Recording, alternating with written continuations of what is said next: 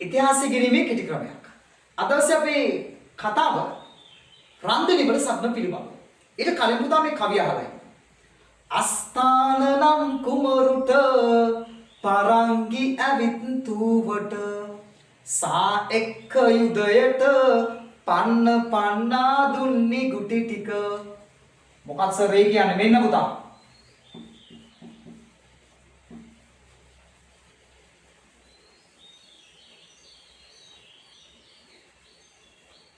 එදා 630 දී ඌව රන්දිනිවලට පසුබැසීමට සිදුවන පෘතුගීසි අන්ත පරාජයට පත් කළ සටන බවටපත් වෙන්නේ රන්දිනිවල සටන. උඩරට සෙනරත්ගේ පුත්කුමරාවන මහා අස්ථාන තමයි මේ සටන සඳහා මුහුණ දෙන්නේ.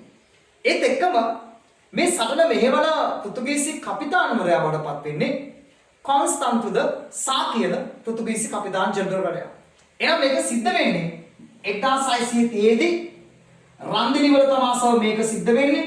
එහෙනම් මේ සඳහා මුහුණ පාන උඩරට තරුණ ජවයක් තියෙන මහා අස්ථාන තමයි මේකට මුහුණ පාන්නේ. ඒත් එක්කම මේ සටන මෙහෙවන පෘතුගීසි කපිතාන්වරයා බවටපත් වෙන්නේ කොන්ස්ටන්තු ද සා කියන පෘතුගීසි කපිතාන්වරයා.